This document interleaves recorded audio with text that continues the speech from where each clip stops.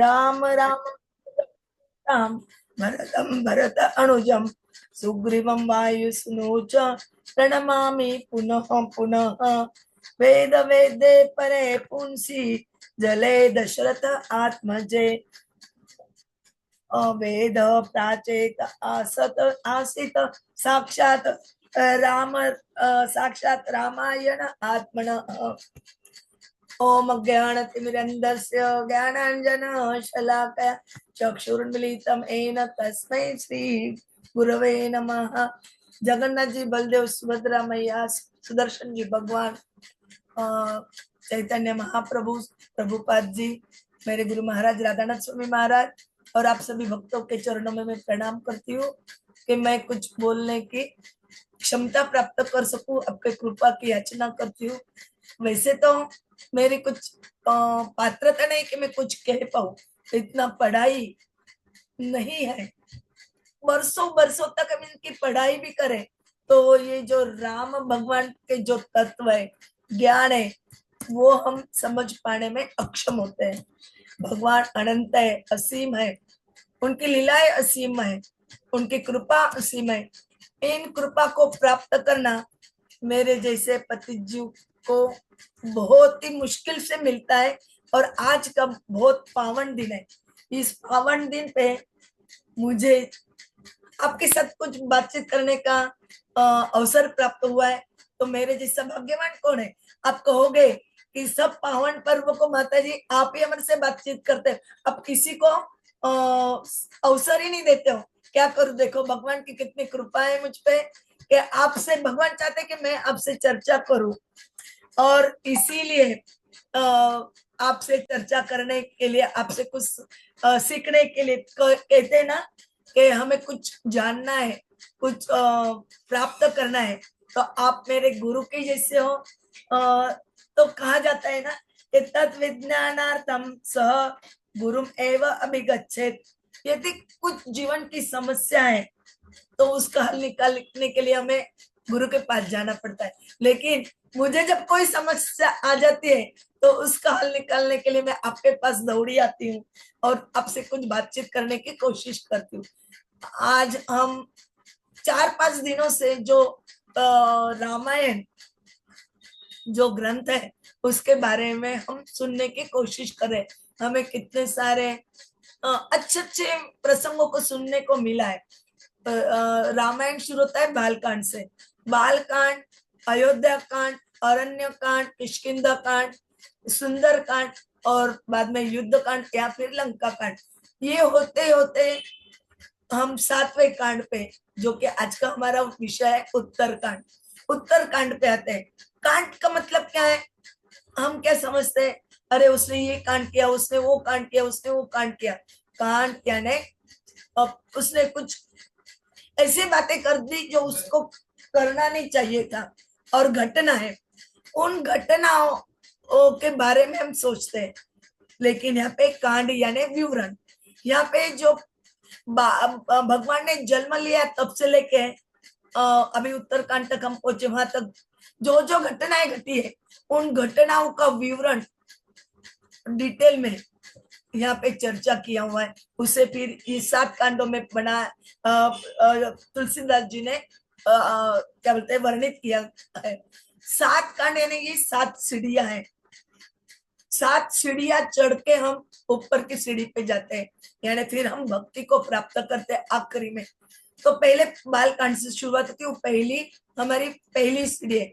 जब हम ये सीढ़ियां पार करके भक्ति के यानी आखिरी सीढ़ी पे आते हैं तो हम आखिरी सीढ़ी पे भक्ति प्राप्त करते हैं और फिर जो हमारा जीवन का उद्देश्य है वो हम प्राप्त कर सकते हैं। हमारा जीवन का उद्देश्य क्या है? भगवान का प्रेम प्राप्त करना, निश्चल प्रेम प्राप्त करना। और वो ही हमें आज अब हम इस उत्तर कांड में क्या देखने वाले हैं? जो 7 क्या बोलते 7 घटनाओं के या फिर 7 पार्ट में हम कुछ चर्चा करने वाले हैं। पहला आता है भरत हनुमान मिलन, दूसरा आता है भरत मिलाप, फिर तीसरा आता है राज्याभिषेक, चौथा आता है श्री राम जी का अपनी जनता को उपदेश, प्रजा को उपदेश। चौथा आता है गरुड़ भुषुंडी संवाद। फिर आता है छठा काक भुषुंडी लोमश संवाद। और फिर सातवां आता है ज्ञान भक्ति निरूपण। और जब हम ज्ञान भक्ति निरूपण के सीढ़ी पे चढ़ जाते हैं तो हमारा जीवन सफल हो जाता है। ये जो कथा है ये बहुत बहुत असीम है।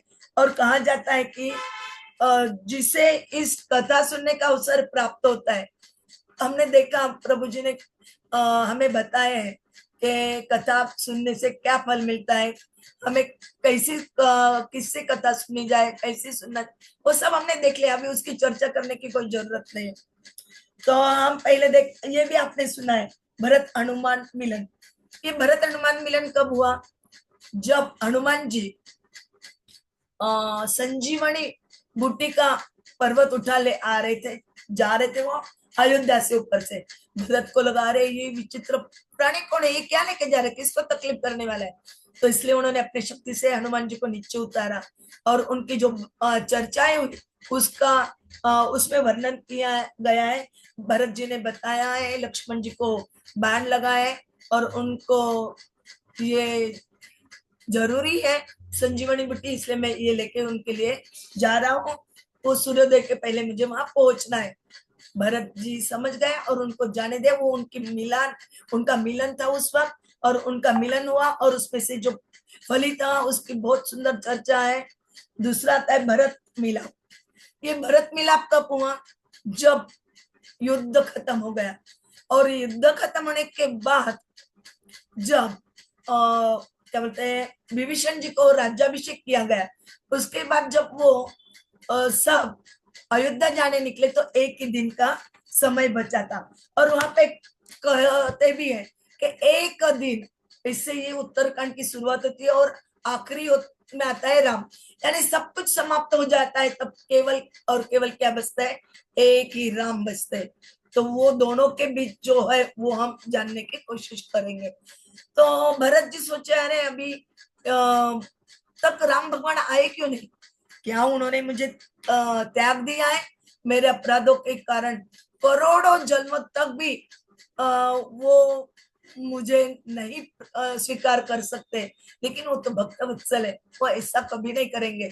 फिर जो है अच्छे शकुन होने लगे और उनको आशा निर्माण हुई कि अभी आएंगे, राम आएंगे, राम आएंगे। और उनको उस आनंद में वो विभोर हो जाते हैं। और आनंद से जब ये सब लोग विमान में बैठते हैं तो राम भगवान, सीता मैया, विभीषण जी, सुग्रीव, निषाद, हनुमान जी, इनके साथ साथ सब वानर सेना भी विमान में बैठती है। अब बोल रहे हैं कि अभी एक दिन में हम कैसे पहुंचेंगे अयोध्या। तो उसपे वो चिंतन कर रहे राम भगवान और सब वानर उनको बोल रहे कि हनुमान जी तो उनको पीठ पे बिठा के ले जा सकते हैं, लेकिन हमारा क्या होगा यदि हमें भगवान ने त्याग दिया तो कोई, यानी जिसको भगवान त्यागते हैं उसकी दुर्गति होती है। तो वो उस हिसाब से सोचने लगे कि हम नष्ट हो जाएंगे, हमारे साथ कुछ भी घटना घट सकती है, हमारा एक्सीडेंट होता है। हम केवल भगवान के भरोसे विमान में बैठे, ना कि हम विमान के भरोसे विमान में बैठे। तो ये नहीं हो सकता, हम भगवान को नहीं छोड़ सकते। इतना पूरा उनका डिटर्मिनेशन था, अटल विश्वास था भगवान पर। फिर कुछ सोच और विचार करने के बाद हनुमान जी को भरत महाराज के लिए भेजते कि जाके आप आगे जाके उनको बताइए। फिर वहां पे भरत को जब वो देखते हैं कि उनका शरीर कृश हुआ है, वो हनुमान जी के रूप में नहीं आते, तो वो आते हैं एक ब्राह्मण का रूप धारण करके। और उनके मुंह से जब सुनते वो राम राम राम, वो चकित हो जाते हैं कि भगवान ने जैसे उनका कहा था वैसे ही ये कितने लीन है भक्ति में, और भगवान की इनकी कितनी श्रद्धा है। फिर वो बोलते हैं कि आप जिस राम राम को उच्चारण कर रहे हो वो अभी आ रहे। तो वो पूछते कि आप कौन हो, मैं कैसे मानू? वो बोलते हैं कि मैं एक राम भगवान का दूत हूँ। तुम देखो, आप आंखें खोल के दर्शन सुनो मेरा, तो मैं कैसे विश्वास रखूं? तब एक कथा में ऐसे आता है यहाँ पे कि वो अपना हृदय फाड़ के बताते हैं, तब उनको राम भगवान दिखते हैं। तो फिर वो भरत जी उनको आलिंगन करते हैं। एक जगह ऐसी कथा है, और दूसरी जगह और दूसरी कथा है।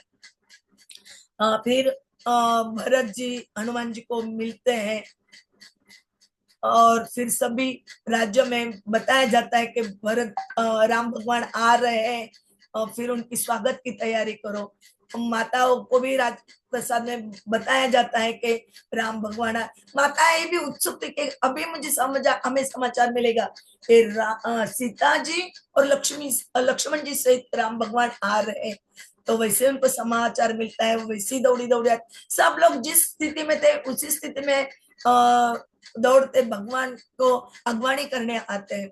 हर घर में, हर घर के देहली पे सोने के कलश सजाए जाते हैं, तोरण वगैरह लगाए जाते। वो वर्णन जो है ना, वो वर्णन करना बहुत मुश्किल है। वो तो हमें वैसे के वैसे जो श्रेष्ठ वक्ता होते हैं वो ही उसका वर्णन अच्छे से कर सकते हैं। मेरे जैसे कि कोई वहां पे बात नहीं चलती है। तो वो तोरण है, सब कुछ है, आते हैं राम भगवान। और वो जब देखते कि सब लोग आए, वशिष्ठ मुनि है, लोमश ऋषि है, और धौम्य ऋषि, सब जो सप्त ऋषि वगैरह थे वो सब भी उनको मिलने के लिए आए हैं, ऐसे देखते हैं। तब वैसे ही तुरंत वो नीचे उतर के अपना धनुष बाण बाजू में रखते हैं, और लक्ष्मण से दौड़ते दौड़ते जाके अपने गुरु के चरण पकड़ लेते हैं। फिर गुरु उनको बताते कि कितना उन्होंने कितना कुछ सहा है, और कितना उन्होंने ये किया, कितने अच्छे हैं, और उनके कारण ही सब लोग भक्ति कर सकते हैं, उनको हृदय में धारण कर सकते हैं। वो सब कुछ उनकी चर्चा होती है, उनका बातचीत होती है।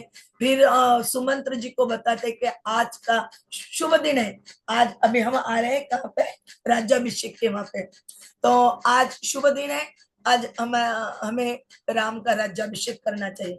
फिर राज्याभिषेक की तैयारी होती है, राज्याभिषेक होता है। जैसे ही राज्याभिषेक हो जाता है तो राज सिंहासन पे श्री राम और सीता जी साथ में बैठ जाते हैं। फिर देवताओं लोग क्या करते हैं, पुष्पवृष्टि करते हैं उनपे, और ऋषि मुनि वैदिक मंत्रों का उच्चारण करके पूरे दरबार को गुंजित कर डालते हैं, और उनके गुणगान करने लगते हैं। और जय घोष होता है राम भगवान का, जय राम, जय सिया राम, ऐसे चलते हैं। और हर एक कोई उनको अपने अपने परिस्थिति के हिसाब से यथा योग्य भेंटे उनके चरणों में समर्पित करते हैं। ऐसे ही लंकापति विभीषण जो है ना, उन्होंने एक दिव्य माला जानकी माँ के गले में समर्पित की, डाल दी। और उस जो माला डाली, वो माला समुंदर ने रावण को उपहार रूप में दिया था। इस माला के मन के सदैव सूर्य के तेज के समान चमकते थे, और माला के चमक के कारण पूरा दरबार प्रकाशित उठा। और उस समय वहां उपस्थित जो लोग थे वो सभी अचंभित हो गए, उनकी आंखें चौंधी सी गई, वो देखते ही रह गए। और ये उपहार पाकर माँ जानकी बोलो, सीता मैया बोलो, अत्यंत प्रसन्न हुई, और वो अपने प्रभु राम की ओर देख के आंखों आंखों में एक दूसरे को इशारे करते हैं कि ये मैं किसी अधिकारी को देना चाहती हूँ। और वैसे ही फिर राम भगवान जी की भी वही इच्छा थी, उन्होंने परमिशन, ये सब आंखों आंखों में, डायरेक्ट बात नहीं है। और फिर जानकी माँ ने वो उपहार किसी अधिकारी व्यक्ति को देने के लिए उन्होंने क्या किया, हनुमान जी की ओर देखा। और जैसे उन्होंने हनुमान जी की ओर देखा तो हनुमान जी ने उनके चरणों पे प्रणाम किया, और आज्ञा की प्रतीक्षा करने लगे। उतने में क्या किया माँ ने, वो जो माला मिली थी वो उनके गले में डाली। वो आनंद, यो माला में कि वो तो खुश हुए, लेकिन उन्हें आकर्षित ऐसे कुछ लगा नहीं। वो माला के मनके को देख रहे थे कि उसमें आकर्षित करने जैसा क्या है। उनको कुछ दिखाई नहीं दे रहा था। फिर उन्होंने क्या किया, एक एक एक एक मन का तोड़ के वो जांचना शुरू किया कि उसके अंदर कुछ है क्या, कि जिसके कारण ये माला इतनी अद्भुत है, दिव्य है। वो जब एक एक मन के तोड़ के चबा के फेंक रहे थे, तब वहां के लोग जो सभासद थे उपस्थित, वो लगे अरे ये क्या कर रहा है, इससे मूर्खपना क्यों कर रहा है। उपहार जिसे ही देना चाहिए उसको उस उपहार की मालूमात हो, ज्ञान हो। ये जो दरबार में हो रहा था वो देख के माँ जानकी और राम भगवान दोनों हंस रहे थे, और उनके समझ में नहीं आ रहा था, सभासद उनके समझ में नहीं आ रहा था कि क्या हो रहा है। फिर एक उसमें से व्यंग करने लगा, और उसने हनुमान जी को बोला कि आप ये माला तोड़ के, मन के तोड़ के क्या ढूंढ रहे हो। तो उस हनुमान जी ने जवाब दिया, मैं इसमें वो चीज को ढूंढ रहा हूँ जो इस वस्तु को मूल्यवान बनाती है। तो उतने पे वो जो व्यंग करने वाले थे वो रुके नहीं, और दूसरे ने पूछ लिया कि आप जिसे ढूंढ रहे हो वो क्या आपके शरीर में भी है। उन्होंने बोला हाँ। तब क्या आप वो बता सकते हो, सिद्ध कर सकते हो आपके शरीर में ऐसा। उन्होंने बोला हाँ क्यों नहीं। उन्होंने अपने तेज नाखून के द्वारा अपने सीने को चीरा, तो वहां पे उनको क्या मिला, राज एक सिंहासन पे राम भगवान और जानकी माता बैठे हुए, और भाव विभोर होके उन्होंने बाद में फिर हनुमान जी को राम भगवान ने गले लगाया, और उनके पे एक कृपा दृष्टि डालने से उनका शरीर वज्र से ऐसा हो गया। उन पे कृपा दृष्टि डाली, फिर आकाश से पुष्प वर्षा होने लगी, और फिर हनुमान को गले से लगाया, और दोनों के आंखों में प्रेमाश्रु बहने लगे। ऐसे ही राम भगवान का राज्याभिषेक हुआ। और उसके बाद आते हैं अभी गरुड़ और भुषुंडी संवाद। जब युद्ध चल रहा था, उस वक्त क्या हुआ कि भगवान ने स्वयं को नागपाश से बंधवा लिया था। ये नारद जी ने देखा था। तब नारद जी ने गरुड़ को वहां पे भेजा था, जाओ उनके बंधन कट करो। और गरुड़ जी ने वहां जाके देखा, अरे इतने आ, आ, भगवान है ये, इनका नाम लेने से सारे संसार के पाप नष्ट हो जाते हैं। तो इस साधारण राक्षस ने इनको बांध कैसे लिया, उनके मन में शक होने लगा। और उस शक के कारण उन्होंने नारद जी को जाके पूछा। मैं शॉर्ट में बता रही हूँ, बहुत बड़ी कथा है, डिटेल में हमें पूरा दिन मिल जाए, और कितने ही दिन मिले तो हम इसको पूरा नहीं कर सकते। तो फिर उन्होंने नारद जी ने उनको ब्रह्मा के पास भेजा। ब्रह्मा ने फिर उनको शिव जी के पास भेजा। शिव जी ने समझना चाहा कि ये मैं कैसे बताऊं, ये मेरा अपराध तो नहीं होगा, इसलिए उन्होंने उसको काकभूषुंडी जी के पास भेजा, गरुड़ जी को। क्योंकि वो एक राम कथा के कितने युगों से वो कथा कर रहे थे, और वो जहाँ रहते थे वहां पे सब हंस पक्षी वहां कथा सुनने आते थे बड़े प्यार से। और एक बार जब शिवजी भगवान वहां से जा रहे थे, तो उनको भी इच्छा हुई राम कथा सुनने के लिए, इसलिए उन्होंने भी हंस का शरीर स्वीकृत किया, और उन्होंने भी वो राम कथा सुनी। और राम कथा सुनने के बाद वो कैलाश पर्वत लौटे थे। ये कथा जो है राम भगवान की, ये 4 जगह चलती है। कैलाश में शिवजी भगवान पार्वती माता को बताते हैं, प्रयागराज में याज्ञवल्क्य ऋषि भरद्वाज को बताते हैं, और काकभूषुंड जी गरुड़ जी को ये जो सुमेरु पर्वत है वहां पे बताते हैं। ये बहुत प्रसिद्ध पर्वत है सुमेरु पर्वत, उत्तर दिशा में बहुत दूर अत्यंत सुंदर नील पर्वत है। वहां पे 4 शिखर है, और 4 शिखरों के बीच एक सुंदर सा तालाब है। वहां पे तरह तरह के कमल खिले हुए हैं, और वहां पे 4 बड़े बड़े वृक्ष है। बरगद का वृक्ष है, कोई पीपल का है, पाकर का और आम का है। उनके अलग अलग विशेषता है, वो अभी हम जानेंगे। तो उनके पास भेजते हैं। वहां पे फिर काकभूषुंडी जी रहते हैं उस पर्वत पे। तो उनका नाश, कल्प का अंत होता है, लेकिन उनका नाश नहीं होता। कल्प का अंत यानी क्या? भगवान का एक दिन यानी कल्प। चतुर्युगी के 71, बराबर है, 71 चक्र यानी एक कल्प होता है। भगवान का एक, ब्रह्मा का एक दिन होता है। तो वो 71 चक्र खत्म हो जाते हैं तो भी काकभूषुंडी जी जो है उनका अंत नहीं होता। यहाँ पे भूषुंड जी यानी एक ब्राह्मण ऋषि मुनि है, और उनके आगे काक लगाए, वो कैसे हम अभी आगे देखेंगे। तो वहां पे काकभूषुंडी जी रहते थे। वहां पे 4 कोस तक माया की जो हम जो मैनिफेस्टेशन बोलते हैं माया के द्वारा, गुण दोष मोह काम आदि का, ये वहां पे स्पर्श नहीं कर सकते, वहां भटकते भी नहीं, जो हमें प्रताड़ित करते रहते हैं। क्योंकि वहां पे भगवान हरि का भजन करते हैं। वो पीपल के वृक्ष के नीचे वो ध्यान लगाते हैं, आकर के वृक्ष के नीचे वो यज्ञ और जप करते हैं, और आम के वृक्ष की छाया में वो मानसिक पूजा करते हैं, और बरगद के नीचे वो श्री हरि की कथा सुनाते हैं। वहां अनेक पक्षी कथा सुनते हैं, और रामचरित को नाना प्रकार से प्रेम से आदर पूर्वक सुनाया जाता है, क्योंकि श्री हरि के भजन को छोड़कर उनके पास दूसरा कोई काम नहीं होता। और कहते हैं कि सब निर्मल बुद्धि वाले हंस उस तालाब पर रहते हैं, सुनते हैं। और यहाँ पे फिर शिव जी भगवान ने सुनी, वही वो फिर पार्वती जी को बता रहे हैं कि गरुड़ जी ने ये जो कट किया था राम जी का बंधन, उसके कारण उनके मन में शंका हुई, वो भटकते रहे। फिर गरुड़ जी काकभूषुंडी जी के पास आए। फिर यहाँ पे काकभूषुंडी जी का क्या बोलते हैं, विनय पूर्वक प्रश्न पूछना और चर्चा करना। यहाँ पे बोलते हैं कि ज्ञानियों के चित्त को भी हर लेती है और उनके मन को भी मोह उत्पन्न कर देती है।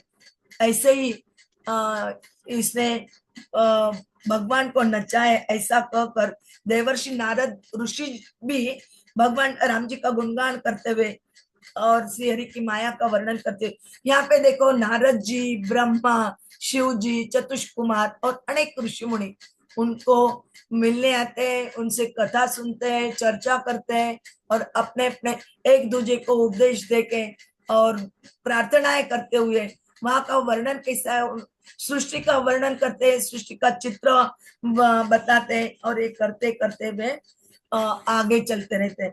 जहाँ यहाँ पे भूषुंडी जी जो रहते हैं, वहां पे क्या होता है कि हर दिन हरि कथा होती रहती है, और वो ही अभी उन्होंने गरुड़ जी को सुनाने के लिए शिव जी भगवान ने उनके पास भेजा था। क्यों?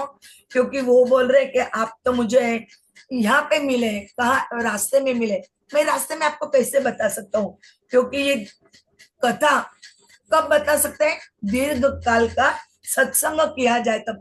हमें प्रभुपाद जी ने भी वही बताया, association, book reading, book distribution, chanting और डिवोशन या डाइट और एंगेजमेंट, ये 5 ही प्रकार की क्रियाएं हमें प्रभुपाद जी ने भी बताई है, और वही यहाँ पे भी बता रहे हैं। और जब तक के सत्संग नहीं होता तब तक के सब संदेहों का निवारण नहीं होता। सब दुखों का निवारण करना है तो सत्संग जरूरी है। सत्संग में सुंदर हरि कथा सुनी जाए, और मुनियों को अनेक प्रकार से गाया है, जिसके आदि मध्य अंत में भगवान श्री राम जी प्रतिपाद्य है। ऐसे प्रतिदिन हरि कथा जहाँ होती है वहां फिर वो यानी काकभूषुंडी जी के पास भेजते हैं, और फिर यहाँ पे वो उनको प्रणाम करते हैं, उनसे पूछते हैं कि आपको ये कैसे है। बिना प्रेम के केवल योग तप ज्ञान और वैराग्य से श्री रघुनाथ जी नहीं मिलते। ये प्रेम प्राप्त करने के लिए सत्संग भी चाहिए और भगवान की कृपा भी चाहिए और उनके साथ हमारा प्रयास चाहिए। ये तीनों जब एक साथ मिल जाते, त्रिवेणी जो बोलते हैं, तब हमें भगवान की आ, कथा प्राप्त होती है, भगवान का प्रेम प्राप्त होता है। और वहां पे आके फिर और वो पूछते हैं कि आपके दर्शन से मैं कृतार्थ हो गया। कौन बोल रहे हैं? काकभूषण जी बोल रहे गरुड़ जी को, कि वो जब आए तब वो कथा सुनी करने वाले थे, और वो बोल रहे हे नाथ, नाथ कृतारथ भयऊ मैं तव दर्शन खगराज, आए सुदेहु सो करो अब प्रभु आए कई काज। कि आप किस कारण से यहाँ आए हो बताइए, मैं आपकी क्या सेवा कर सकता हूँ। और फिर उन्होंने बोला कि आपकी तो शंकर जी ने स्वयं अपने मुख से आपका बड़ाई किया है, तो मैं चाहता हूँ कि आप मुझे ये जो मेरा मोह, संदेह और अनेक प्रकार के भ्रम नष्ट हो जाए, ऐसा मुझे राम कथा चाहिए, बताइए। और आपके दर्शन से तो ये नष्ट हो चुका है। अब आप मुझे अत्यंत पवित्र, सदा सुख और दुखों का नाश करने वाली कथा सुनाइए, ये मैं आपसे बार बार प्रार्थना करता हूँ। फिर गरुड़ जी का विनम्र स्वभाव देख के वो फिर आगे राम कथा, वो बहुत डिटेल में, वो मैं अभी इतना ही कहूंगी कि उन्होंने वो राम कथा सुनी। और फिर जब श्री राम द्वारा विराट का वध, शरभंग जी का शरीर त्याग आदि प्रसंग प्रसंग कर सुदक्षिण जी का प्रेम द्वारा अगस्त्य जी के सत्संग का वर्णन किया, और दंडक मन को पवित्र करना, फिर रुद्रराज के साथ श्री राम जी की मित्रता, ये सब बालपन से लेके अभी तक की सब कथाएं उन्होंने सुने। और गिद्ध जिटायु की अंतिम क्रिया वगैरह वो सब बताने के बाद वो कहते हैं कि सीता जी का जब हरण हुआ तो उनको ढूंढने के लिए सुग्रीव वानरों सहित खोज में सभी दिशाओं में निकल पड़े। फिर वो सब कथाएं वो उनको बताते हैं। फिर वो बोलते हैं कि मैं तो ये जो सब कथाएं आपने मुझे डिटेल में, वो मैंने कुछ बताई नहीं, एक लाइन में बताया मैंने तो मेरा तो मोह दूर हो गया, लेकिन मेरे समझ में नहीं आ रहा है, यदि आप मेरे से सच में प्रेम करते हो, मुझे अपना शिष्य समझते हो, तो मुझे आप ये बताइए कि आपको ये काक का शरीर कैसे प्राप्त हुआ। अब वो आ, उनको काक का शरीर कैसे प्राप्त हुआ उसके बारे में गरुड़ जी को बता रहे कि पूर्व के कल्प में, कलयुग के समय, बहुत खतरनाक कलयुग था वो, उस वक्त मैंने एक शूद्र के घर में जन्म लिया था। और मैं तब शिव भगवान की भक्ति में लीन था। शिव का उनको मंत्र दिया गया था, एक अच्छे गुरु मिले थे उनको, वो शिव मंत्र का जाप करते थे। लेकिन वहां पे अकाल पड़ने के कारण वो चलते चलते उज्जैन आ पहुंचे। वहां फिर वो मंदिर में शिव जी का जप कर रहे थे, और एक दिन का समय है कि उनके गुरु वहां पहुंच गए। लेकिन उन्होंने गुरु को देखकर भी अनदेखा कर दिया और गुरु को प्रणाम नहीं किया। ये क्या हुआ? गुरु का अपमान। तो इससे हमें यही सीखना है कि हमें गुरु का अपमान नहीं करना है। गुरु का यदि हम अपमान करते हैं तो क्या होता है वो अभी इसमें बताते हो। और सच्चे संत किसको मिलते हैं? जिसको श्री राम जी की कृपा होती है और उनके दर्शन उन्हीं को मिल पाते हैं। और फिर ये पवित्र कथा वो जो बता रहे कि फिर शिवजी भगवान ये सहन नहीं कर पाए, और शिवजी भगवान ने आकाशवाणी द्वारा उनको शाप दिया, अरे मूर्ख, तो सर्प के जैसे पड़ा रहा, अजगर के जैसे पड़ा रहा, और तूने गुरु का अपमान किया, जा जाके तो अजगर बन जा, सर्प योनि में जा। तो तब उसको ये भी बताया गया कि हजारों जन्म तक नरक में जाना पड़ेगा, रौरव नाम के नरक में जाना पड़ता है। और नरक से निकलने के बाद 1000 जन्मों तक अलग अलग योनियों में जन्म लेगा, सर्प योनि में जन्म लेगा, तब आगे कुछ होगा। तब उनके जो गुरु है वो थोड़े क्या बोलते हैं, भाव विभोर हो जाते हैं और वो फिर शिव जी भगवान को क्या बोलते हैं, प्रार्थनाएं करते हैं और उनकी प्रार्थना से शिव जी भगवान क्या बोलते हैं, संतुष्ट हो जाते हैं और वो बोलते हैं, आकाशवाणी द्वारा ही बोलते हैं कि मैंने तो अभी इनको 1000 जन्मों तक सर्प बनने का शाप दे दिया, वो शाप नष्ट नहीं हो सकता, इनको जन्म लेना ही पड़ेगा। लेकिन इनको जन्म लेने में और मृत्यु में इनको जो तकलीफ होती है वो तकलीफ नहीं होगी, और नरक में रहने की जो तकलीफ होती है वो भी नहीं सहने पड़ेगी। आपके जैसे, आपके कृपा की वजह से ये सब आसानी से पार कर जाएंगे। और ये राम की जो भक्ति चाहते हैं ये इनको हृदय में बनी रहेगी, ये कोई भी भूलेंगे, कुछ भी भूलेंगे नहीं, ऐसा वरदान देके एवं वस्तु कह के आकाशवाणी द्वारा उनको प्राप्त होता है। फिर वो जो गुरु है उनको समझाते हैं कि भक्ति कैसी करना, फिर उनको वो भक्ति के बारे में बताते हैं। और फिर वो इतने हजारों जन्म लेने के बाद में फिर उनका जन्म होता है, आखिरी का जन्म ब्राह्मण के घर में। और वहां पे फिर वो ब्राह्मण के घर में जन्म लेते हैं तो फिर उनको क्या बोलते हैं, सब ज्ञान पढ़ाया जाता है। उनके पिताजी जो है उनको सिखाने की कोशिश करते हैं, लेकिन उनका मन नहीं लगता है, उनको तो केवल हरि नाम, राम भगवान ही चाहिए थे। और उन राम भगवान के चिंतन में वो चिंतित रहते, तो उनकी पढ़ाई में मन नहीं लगता। फिर उनके माँ पिताजी भी हार जाते हैं, और जब उनका मृत्यु होता है तो उसके बाद वो फिर घर से निकल जाते हैं, वन में जाते हैं। वन में चलते चलते चलते वो फिर एक वृक्ष के नीचे आते हैं जहाँ पे लोमश ऋषि, अभी वो ही हम चर्चा कर रहे हैं, लोमश ऋषि, गरुड़ जी और काकभूषुंडी जी के संवाद का। तो वहां पे चलते चलते वो लोमश ऋषि के पास आते हैं।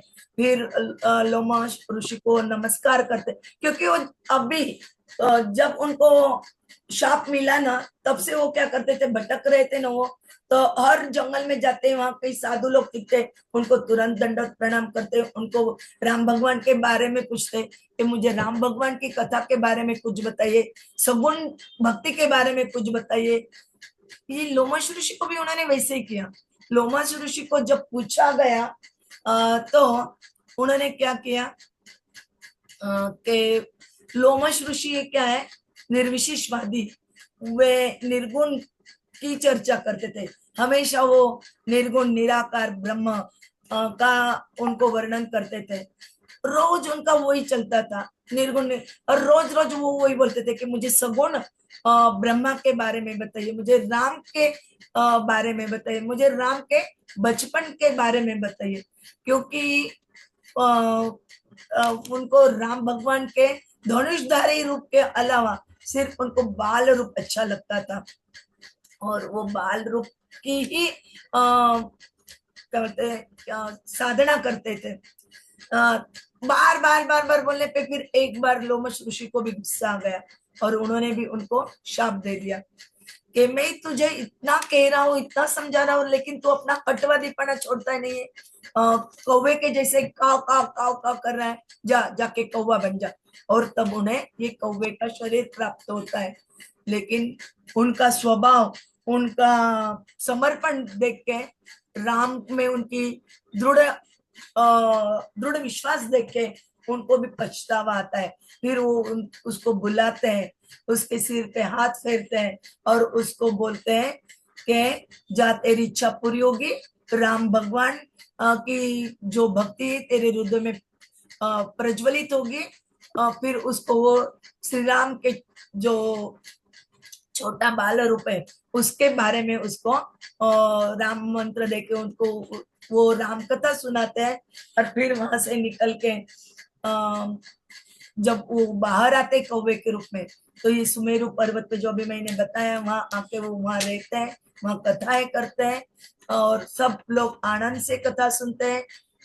आज वहां पे उनको कथा करते करते 27 कल्प लुट चल गए, यानी 27 कल्प हो गए, लेकिन आज भी काकभूषुंडी जी वहां पे कथा राम भगवान की कर रहे हैं, और जो हंस है जो तालाब में नहा धो के स्वच्छ होके कथा में आके बैठते हैं और कथा का रस स्वादन लेते हैं, ऐसे ही इन कथा को श्रवण करने के लिए काकभूषुंडी जी के पास ये जो गरुड़ जी आए हुए वो पूछ रहे हैं उनको के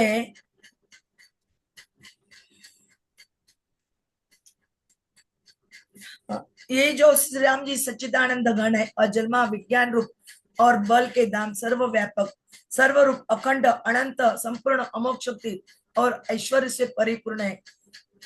ये सब लोमश ऋषि उनको क्या बताते हैं, निर्गुण का बताते हैं। निर्गुण है, वाणी और इंद्रिय से परे है, सब कुछ देखने वाले हैं, निर्दोष, अजय, ममता रहित, निराकार, मोह रहित, नित्य माया रहित, सुखी राशि, प्रकृति से परे, सर्व समर्थ, सदा सबके हृदय में रहने वाले, इच्छा रहित, विकार रहित, अविनाशी ब्रह्म। श्री राम के मोह में मोह ही नहीं हो सकता। क्या अंधकार कभी सूर्य को, अंधकार कभी सूर्य के सामने आ सकता है? सूर्य जब आएगा तब अंधकार नष्ट होता है, लेकिन अंधकार नहीं आ सकता। ऐसे वो अलग अलग बातें करते हैं, और जिसके नेत्रों में दोष होता है वो फिर चंद्रमा को पीले रंग का बताते हैं, और दिशा भ्रम होते हैं, कहते हैं सूर्य पश्चिम में उगा है। ऐसी अलग अलग बातें होती है। नौका पर चढ़ा हुआ मनुष्य संसार को चलता हुआ देखता है, मोहवश अपने को अचल समझता है। और फिर वो गरुड़ जी को बता रहे कि श्री हरि के संबंध में मोह की कल्पना ऐसी है। भगवान, हम क्या है, हमने एक गांठ बांध लिए कि मैं ये शरीर हूं, लेकिन जीव क्या है, चेतन आत्मा है।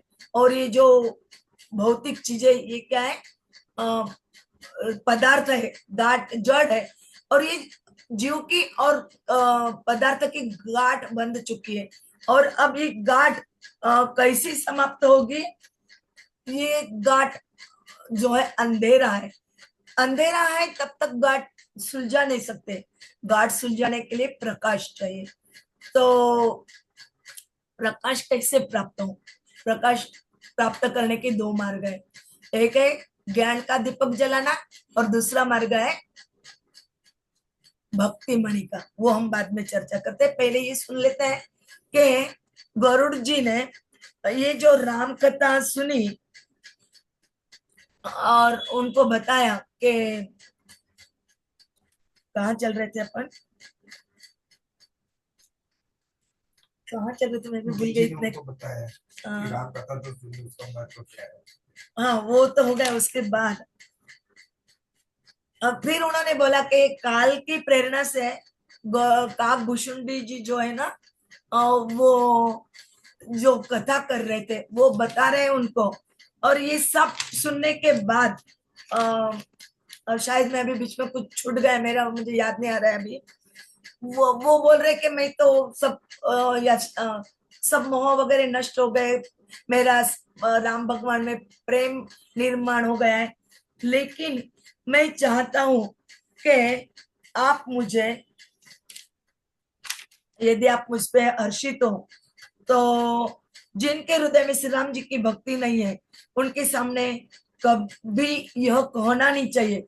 मैंने अनेक प्रकार से समझाया, और लोमश ऋषि ने भी उनको समझाया, और फिर वो वहां से लोमश ऋषि को प्रणाम करके निकले हैं। फिर आगे जब वो कथा करे तो कथा वो सुनने जब गरुड़ जी आए हुए हैं तो उनको वो बता रहे हैं सब कथा। और इस कथा सुन के वो जब हर्षित हुए तो उनको उन्होंने विनंती की है कि मैं कुछ प्रश्न पूछना चाहता हूँ। और वो प्रश्न ही क्या है, ज्ञान भक्ति का ये ज्ञान भक्ति बताने वाले ही है। उससे हमें ज्ञान और भक्ति के बारे में प्राप्त यानी ज्ञान और भक्ति के बारे में ज्ञान प्राप्त होता है। और वहां पे सत्संग की महिमा का भी उन्होंने किया है। वो उन्होंने जो 7 क्वेश्चन पूछे, उसमें पहला क्वेश्चन है कि सबसे सर्वश्रेष्ठ शरीर कौन सा है, फिर सबसे बड़ा सुख कौन सा है, तीसरा प्रश्न है सबसे बड़ा दुख कौन सा है, संत और असंत में भेद क्या है, उनके स्वभाव कैसे है, फिर उन्होंने पूछा कि जो इसमें बताए जाते हैं, क्या बोलते हैं, एक मिनट, मैं थोड़ा सा,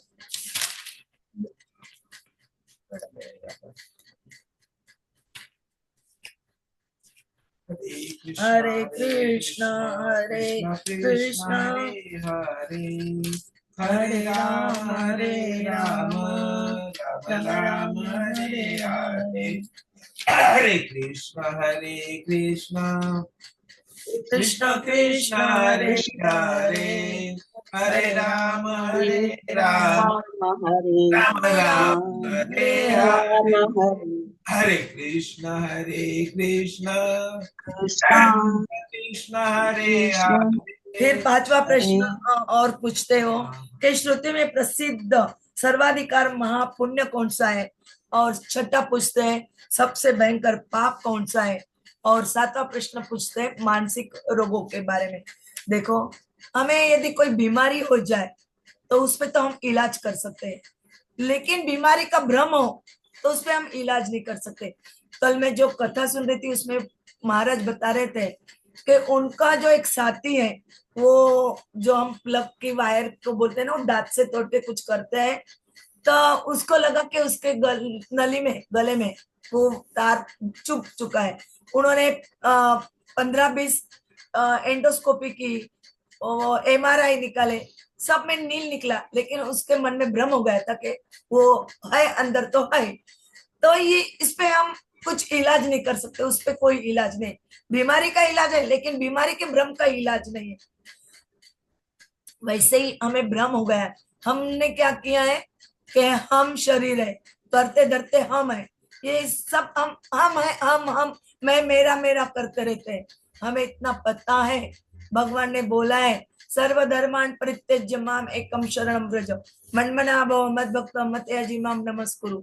लेकिन हम ये मानते नहीं, हम उनके और क्या करते हैं, दुर्लक्ष करते हैं।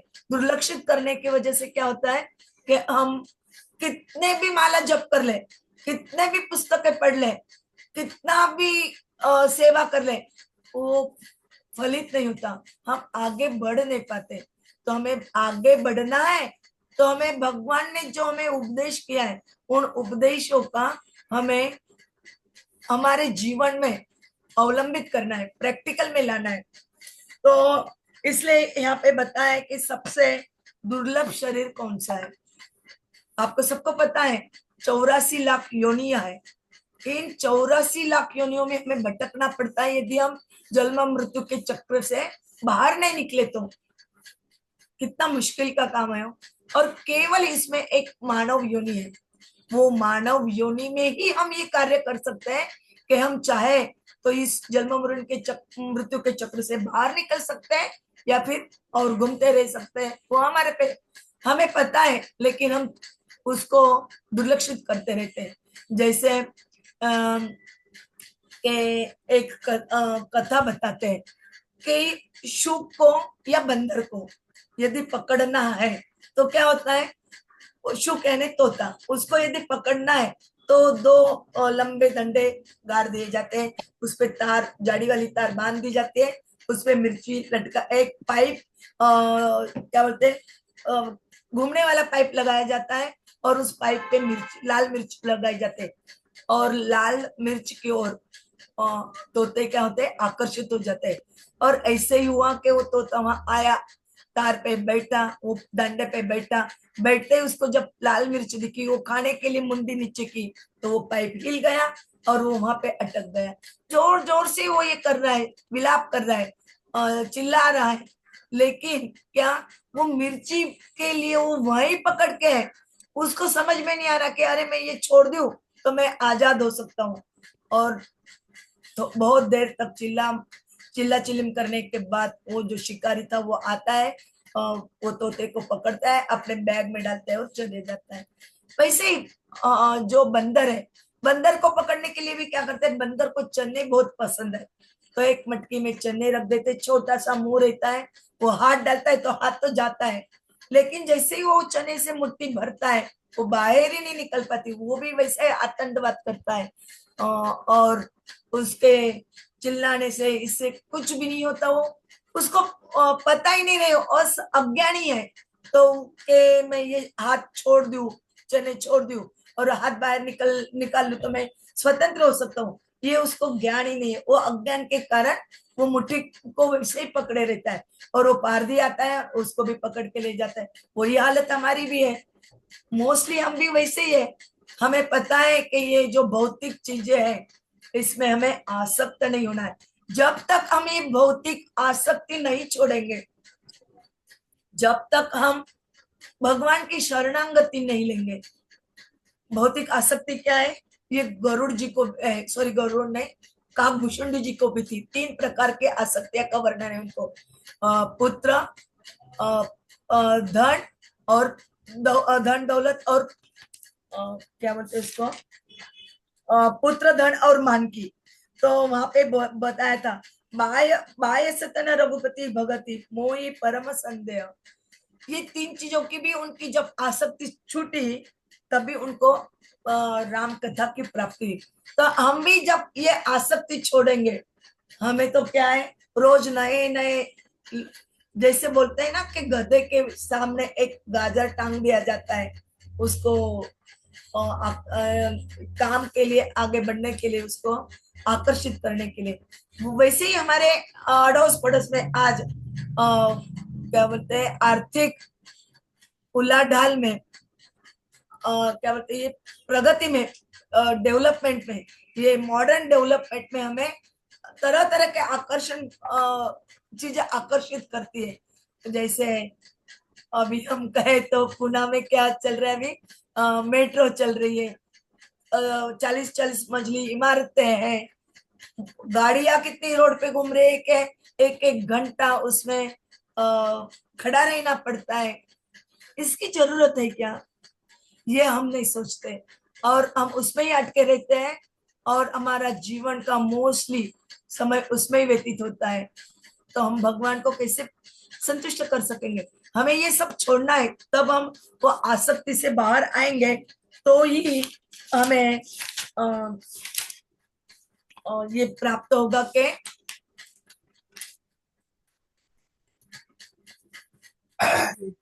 और जिसको भगवान की भक्ति प्राप्त हो गई है, क्या वो कामधेनु को छोड़कर गधे की सेवा करेगा?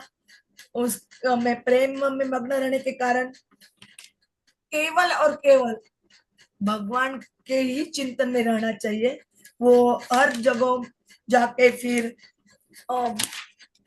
तो क्या बोलते, ऋषि मुनियों को नमस्कार करते थे, उनको राम के बारे में पूछते थे। और दूसरा प्रश्न आता है, बड़ा सुख दुख कौन सा है?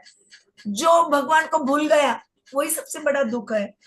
और शरीर पाकर भी जिसने चर अचर सभी जीव वही प्राप्त करना चाहते हैं। यह मनुष्य शरीर नरक स्वर्ग और मोक्ष की सीढ़ी है। ज्ञान वैराग्य भक्ति प्रदान करने वाले ऐसे शरीर को प्राप्त करके भी जो भजन नहीं करता, उसके जैसा बड़ा दुख कौन सा है? ओम पारसमणि को हाथ में है उसके, लेकिन उसको फेंक के वो क्या है, कांच के टुकड़े जमा कर रहा है। और तीसरा प्रश्न है, सबसे बड़ा सुख कौन सा है? ये जो संसार में दरिद्रता है, इसका जो दुख है, इस दुख से जो स्वयं की छुटका कर लेता है, संतों को मिलता है, संतों से सत्संग करता है, ये सबसे बड़ा सुख है। और मन वचन शरीर से ये परोपकार करता है। बाद में संत और असंत का भेद पूछा है, तो वहां पे बताया कि संत ये क्या है, दूसरे के भलाई के लिए दुख सहते हैं। संत जो है दूसरे के भलाई के लिए दुख सहते हैं और असंत दूसरों को दुख पहुंचाते हैं। और कृपालु संत भोज वृक्ष के समान होते हैं, दूसरों के हित के लिए वे भारी विपत्ति और दुख सहन करते हैं। किंतु दुष्ट लोग क्या है, ये दूसरों को दुख देते रहते हैं, उनको बांधते रहते हैं, उनकी खाल खिंचवा कर विपत्ति में फिर वो मर जाते हैं और वो चक्र में घूमते रहते हैं। दुष्ट जो व्यक्ति है और वो किसी स्वार्थ के सांप और चूहे के समान अकारण दूसरों पे उपकार करते हैं। जैसे खेती का नाश करके ओले नष्ट होते हैं, पराई संपत्ति का नाश करके स्वयं नष्ट हो जाते हैं। दुष्ट उनकी उन्नति केतु उदय और भांति संसार के दुख के लिए ही होती है। और ये संतों का जो अभ्युदय सदा सुकर होता है, वे चंद्रमा और सूर्य के उदय जैसा सुखदायक होता है। वेदों में भी इसकी महिमा वर्णी गई है। और जो शिवजी और गुरु की निंदा करते हैं, जन्म में वे अगले जन्म में मेंढक होते हैं और 1000 जन्म तक वे मेंढक का ही शरीर पाते रहते हैं। और ब्राह्मणों की निंदा करने वाले, हमने देखा ना कि उन्होंने ब्राह्मणों की निंदा की थी तो उनको अजगर का स्वरूप अपमान किया था, तो अजगर का स्वरूप प्राप्त हुआ 1000 जन्मों तक। तो वैसे ही ये ब्राह्मण की निंदा करने वाले व्यक्ति को भी नरक पुनः संसार में कौवे का शरीर धारण करके जन्म लेना पड़ता है। और जो जीव अभिमानी जीव देवता और वेदों की निंदा करते हैं, उनको रौरव नरक में जाना पड़ता है। और संतों की निंदा करने वाले लोग उल्लू बनते हैं। और जो मोह रूपी रात्रि प्रिय होती है, ज्ञान रूप सूर्य जिनके लिए अस्त हुआ रहते हैं, जो मूर्ख सबकी निंदा करते हैं, वे चमगादड़ के रूप में जन्म लेते हैं। अब मानस रोग सुनिए। ये सब 6 रोग बताने के बाद अभी 7वां जो रोग है मानस रोग, उसके बारे में वो बताते हैं। ये सब रोगों की जड़ अज्ञान है, मानस मानसिक मन में धर के रखा है, जो अभी थोड़ी देर पहले मैंने बताया। ये व्याधियों से फिर और दुख को उत्पन्न करते हैं। काम बात है, लोभ बढ़ा हुआ कप है और क्रोध पित्त है, यानी काम क्रोध लोभ, ये क्या है? वात पित्त कप है। और जिसके हृदय में सदा जलन होती है पित्तवात से, उसको क्या है? सन्निपात का रोग हो जाता है। वो कठिनता से भी पूर्ण होने वाले जो विषयों के मनोरथ में अटके हुए, ये उनका कष्टदायक रोग कभी नष्ट नहीं होता। लेकिन संत इन सब के अपार होते।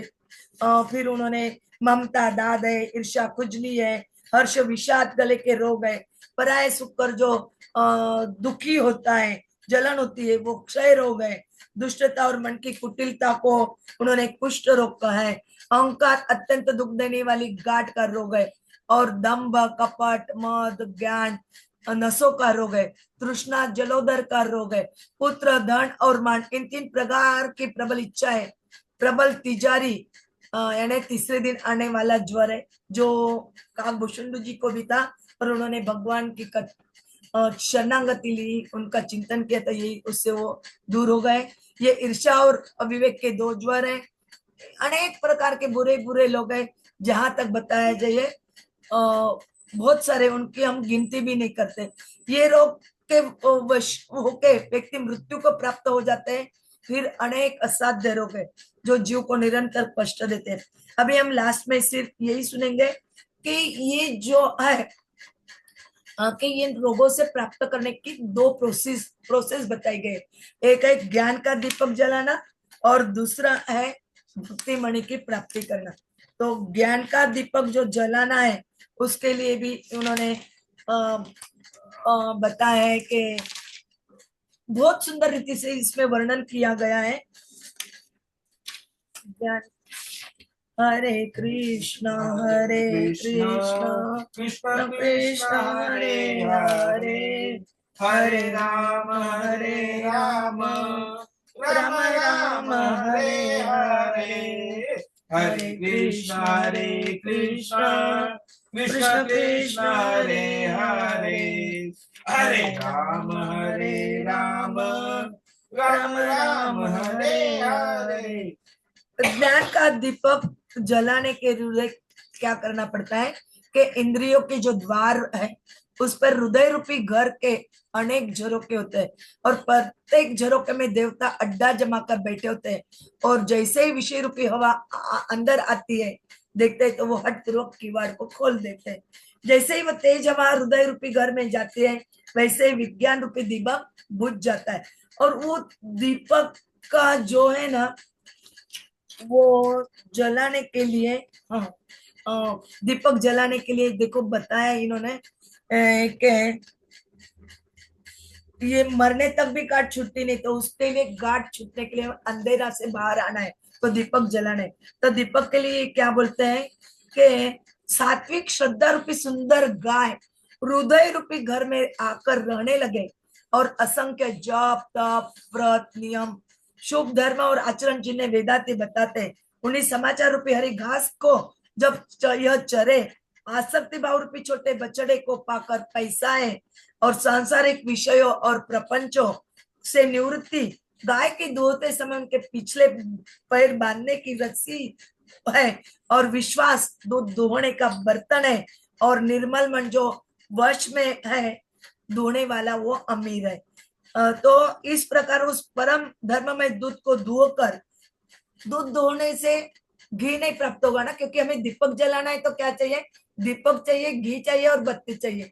तो अभी हम दूध प्राप्त किए, तो दूध को यदि मथेंगे तो उससे घी नहीं निकलेगा, तो हमें आगे की प्रोसीजर करनी पड़ेगी।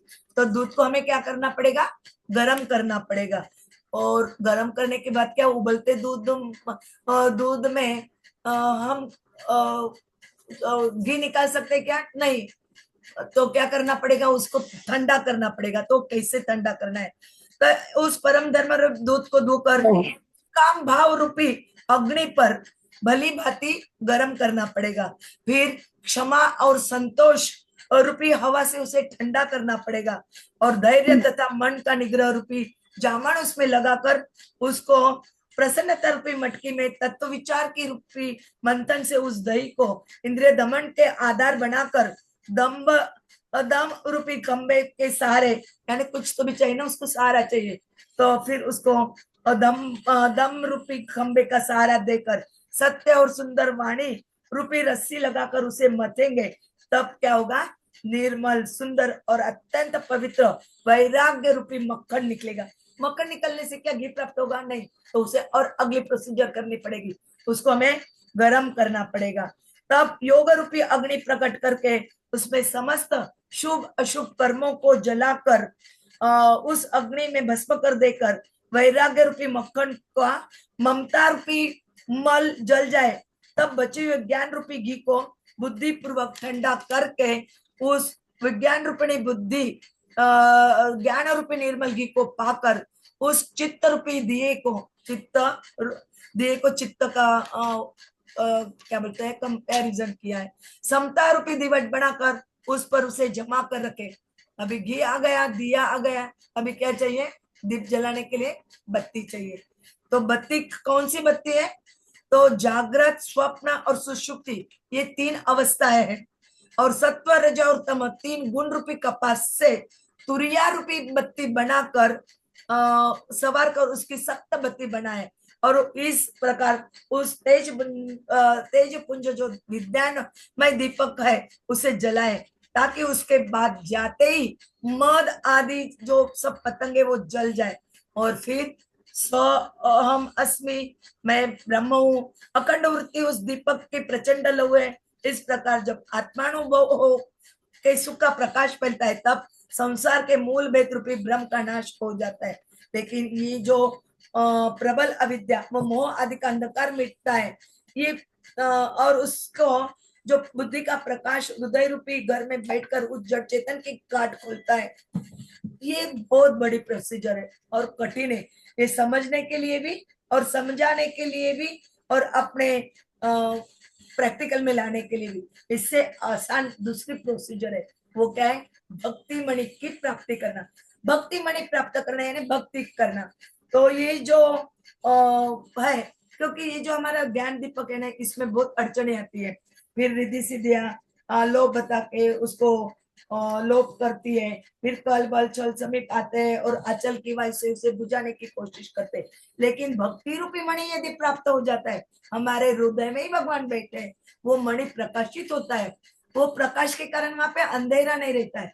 जब अंधेरा नहीं रहता है तो हम ये जो गांठ बनी है वो असली गांठ नहीं है, वो भ्रमित गांठ है, छोटी मोटी गांठ है।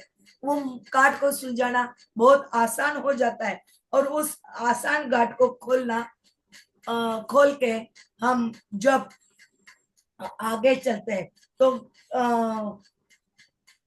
ज्ञान मार्ग की ये जो ज्ञान दीपक जो हम बोलते हैं ना, वो जलाना, ये क्या है, दुधारी तलवार की धार के समान है। दुधारी तार पर क्या होता है, दुधारी तलवार पर यदि चलते तो दो क्रियाएं होती है, एक तो पाय कटता है या फिर गिरने की संभावना रहती है। लेकिन भक्ति रूपी मार्ग पे ये भी हम चलते हैं जो संत पुराण वेद शास्त्र इन्होंने सबने कहा है कि मोक्ष रूप परम पद अत्यंत दुर्लभ है, किंतु यह अत्यंत दुर्लभ पद हमें श्री राम जी का भजन करने से मिल जाता है, उनकी इच्छा से मिलता है, उनके इच्छा के बगैर कोई भी नहीं मिलता है। तो हमें ये ध्यान में रखना है। और ये मृत्यु रूपी संसार की जड़ अर्थात अविद्या, ये यत्न परिश्रम कितना भी करे तो ये नहीं कटेगी, वो सिर्फ राम भगवान की कृपा से और राम भक्ति से कटेगी। और ऐसा कह के वो गरुड़ जी उनका यशोगान करते हैं, और यशोगान करके फिर उन्होंने जो प्राप्त किया है उसके बारे में उनको दंडवत प्रणाम करके वे यहाँ पे फिर तुलसीदास जी ने राम भगवान की प्रार्थना की है, और उन्होंने बताया है कि ये श्री रामायण चरित पुण्य रूप पापों का हरण करने वाला, कल्याणकारी, विज्ञान और भक्ति प्रदायक, माया मोह और मल का नाश करने वाला, निर्मल प्रेम रूपी जल से परिपूर्ण मंगलमय, जो मनुष्य भक्ति पूर्वक इस मानसरोवर में गोता लगाते हैं, वो संसार रूपी सूर्य की प्रचंड किरणें भी उन्हें चंद्र के किरणों के समान शीतल लगती है। तो यहाँ पे उन्होंने भगवान का गुणगान किया है। पुण्यम पापरम सदा शिव करम विज्ञान भक्ति प्रदम, माया मोह मल अपहम सुविमलम प्रेमाम्बुपुरम शुभम, श्रीमत् रामचरित्र मानसम इदम भक्ति अवगाहन्ति ये, ते संसार पतंग घोर किरणे दह्यन्ति न मानव। ऐसे जो पवित्र भगवान का चरित्र है, इस पवित्र पवित्र चर्चा को हमने सुनने के बाद हमने अभी मन में निश्चय करना चाहिए कि मुझे भगवान की शरणागति लेनी है, मनमना भवभक्त बनना है, और सब जो हमारी आसक्ति है उससे हमें छोड़ के केवल भगवान के चरणों में शरणागति लेके भगवान की ही आसक्ति धारण करते हुए हम आगे बढ़ेंगे तो हमारा मार्ग सुलभ हो जाएगा और उसमें कोई भी अड़चने नहीं आएगी, और हम भक्ति के द्वारा, भक्ति के मार्ग के द्वारा आगे बढ़ते बढ़ते आखिरी जो सीढ़ी है भगवान को प्राप्त, भगवान के प्रेम को प्राप्त करने की, वो भगवान का प्रेम हम प्राप्त करेंगे और हमारा जीवन सफल बनाएंगे। यही महत्वपूर्ण है हमारे जीवन को सफल करने के लिए। इसलिए हम आज रामनवमी के एक शुभ अवसर पर प्रण लेते हैं, या फिर हम मन में ठान लेते हैं कि मैं आज से, मुझे जो कुछ भी आसक्ति है आकर, मुझे सिर्फ क्या चाहिए, भगवान के भजन करने के लिए मुझे इस शरीर को रखने के लिए जितना चाहिए उतना ही प्राप्त करना है, और बाकी का समय मुझे भगवान की सेवा में देना है। भगवान की सेवा यानी एक्चुअल डीटी सेवा वगैरह ऐसा नहीं, भगवान क्या कहते हैं, मेरी सेवा से भी मेरे भक्तों की सेवा जो करता है वो मुझे बहुत प्रिय है। और ऐसे जो जो उनको प्रिय है उनका वर्णन हम भगवत गीता के 12वें अध्याय के श्लोकों में भी देखते। देखो आपने शायद सुना होगा, या फिर अभी हमारा अभी तो चल रहा है, कौन सा चैप्टर चल रहा है हमारा, अभी 10वां चल रहा है, अभी हम 11वें पाएंगे, 11 से 12वें पाएंगे, तब हम उसमें जान ही लेंगे कि जो भगवान की शरणागति ले लेता है वो क्या करता है, यह न रुष्यति न द्वेष्टि न शोचति न कांक्षति, शुभ अशुभ परित्यागी भक्तिमान ये में सप्रिय, वैसे ब्रह्मभूत प्रसन्नात्मा न शोचति न कांक्षति, वो भी वही है कि वो क्या करते हैं, सम शत्रौ च मित्रे च तथा मान अपमानयो शीतोष्ण सुख दुखेषु समासंग विवर्जित, तुल्य निंदा स्तुति मौनी संतुष्ट केनचित्, अनविकेत स्थिरमति भी भक्तिमान में सप्रिय। ये सब भगवान बताते हैं कि उनको कौन कौन प्रिय, 19 श्लोक तक बताते हैं, और 20वें श्लोक में वो बोलते हैं, ये तो धर्मम अमृतम इदम यथा उक्तम पर्युपासते, श्रद्धा दान मत परमा भक्ता ते अति में प्रिय। तो ऐसे जब हम भगवान की शरणागति ले लेंगे सब हमारा मार्ग सुलभ हो जाएगा, और हमारा जीवन का भगवान का प्रेम प्राप्त करने का जो उद्देश्य है, गोल है हमारा, वो हम प्राप्त कर सकेंगे और हम सब साथ एक साथ भगवान के पास जाएंगे। हरे कृष्णा कृष्ण कृष्ण कृष्ण कृष्ण हरे हरे हरे, हरे, हरे राम हरे राम राम राम राम राम राम हरे हरे हरे। हरे। हरे कृष्णा। प्रणाम। आपको शायद अच्छा लगा नहीं लगा मालूम नहीं, लेकिन यदि कुछ गलत लगा होगा तो यही भूल जाइए, और कुछ अच्छा लगा होगा तो अपने शरीर में धारण करके भगवान राम भगवान को आज संतुष्ट करिए। ज्यादा से ज्यादा जप करिए, पठन करिए, पाठन करिए, और एक साथ एक दूसरे का हाथ पकड़ते हुए हम भगवत धाम जाने के लिए तत्पर हो जाए, तो ये कथा हमें सफलता प्राप्त कर गई ऐसे हम समझेंगे। हरे कृष्णा। वाञ्छा कल्पतरुभ्यश्च कृपा सिन्धुभ्य एव च पतितानां पावनेभ्यो वैष्णवेभ्यो नमो नमः। ग्रंथराज रामायण की जय, चैतन्य महाप्रभु की जय, तुलसी गोस्वामी जी की जय, प्रभुपाद जी की जय, राधानाथ स्वामी महाराज की जय, और आप सभी भक्त वृंदों की जय। यदि आप ना होते तो क्या होता, मैं बोल ही नहीं पाती।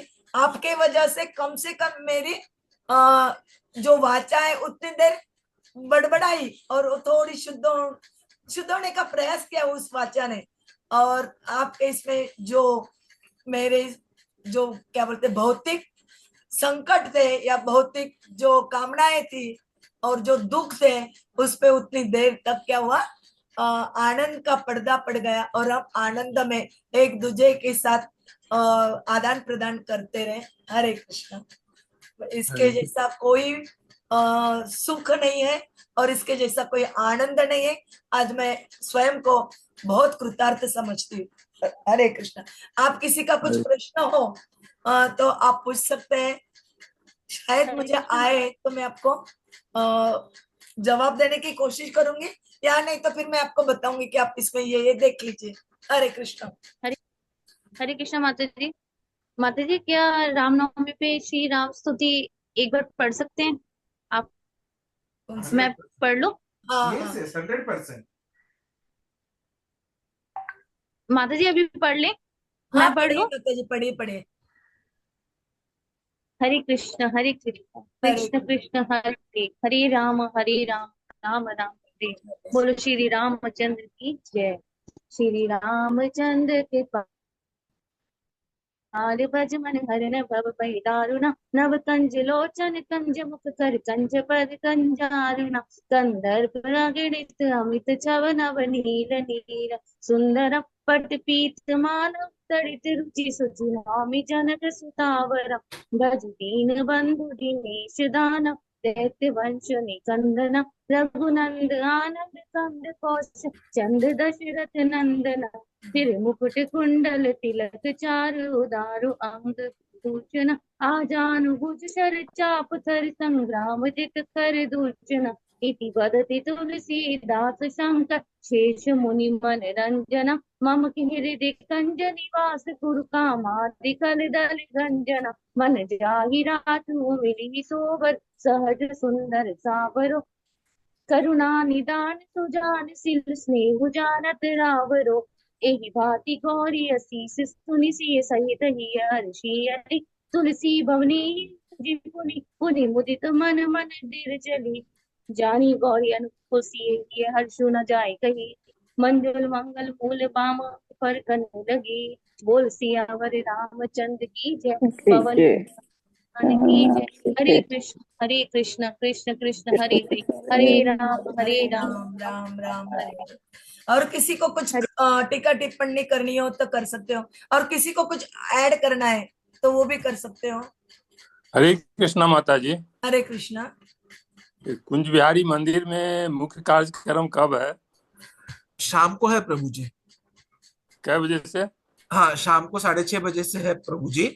7 बजे हाँ ये होगा, अभिषेक होगा। 7:30 बजे कथा शुरू होगी और 8 बजे से सबके लिए महाप्रसाद है। और 6 बजे जो है वो शोभा यात्रा निकलने वाली है। हरे कृष्णा प्रभु। तो आप कुंज बिहारी आ सकते हैं।